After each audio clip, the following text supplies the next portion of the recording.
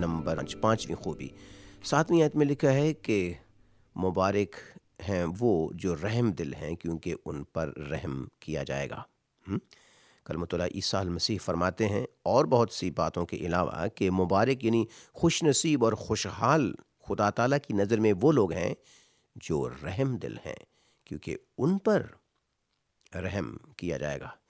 इस मुबारकबादी में भी या इस रूहानी खूबी में भी पहली गुज़श्ता खूबियाँ जिन पर हम गौर कर चुके हैं, एक ज़िम्मेदारी है, एक फ़र्ज़ है और एक अजर है या खुदा ताला का वादा।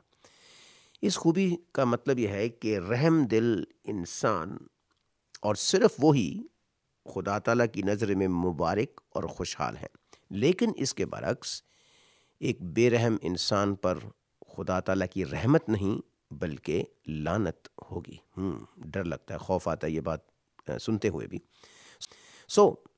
हम खुदा ताला की रहमत चाहते हैं और यहाँ कलमतुल्लाह ईसा अल मसीह फरमाते हैं कि ऐसे शख्स मुबारक हैं, खुशहाल हैं खुदा ताला की नज़र में जो रहम दिल हैं क्योंकि उन पर रहम किया जाएगा।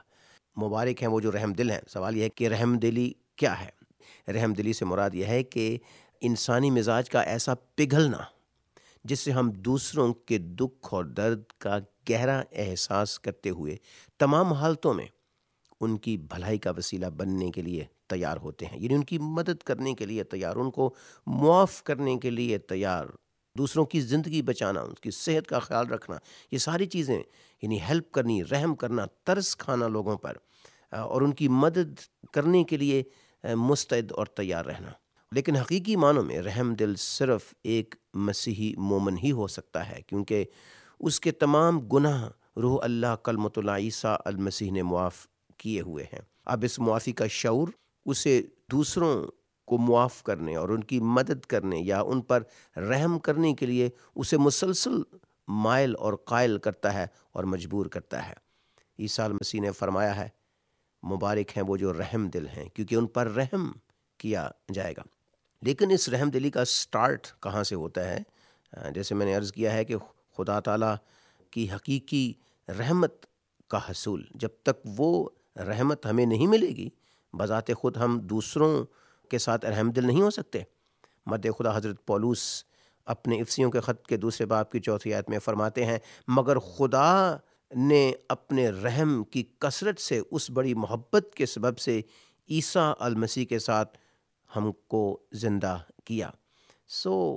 खुदा ताला की बड़ी रहमत जो ईसा अल मसीह में ज़ाहिर हुई है, जब तक हम इंसान उसका शख्सी तौर पे तजुर्बा न कर लें उस वक्त तक हमें रहम दिली का कतन कोई पता नहीं चलेगा। और फिर तवज्जो फरमाइए अज़ीज़ सामईन कि यहाँ ना सिर्फ एक बड़ा फ़र्ज़ और बड़ी ज़िम्मेदारी बताई गई है बल्कि इसके साथ अजर भी है। और वो अजर क्या है? यहाँ बताया गया है कि उन पर रहम किया जाएगा, यानी सिर्फ ऐसे लोगों यानी हकीकी मोमिनीन पर आखिरी दिन खुदा ताला रहम करेंगे।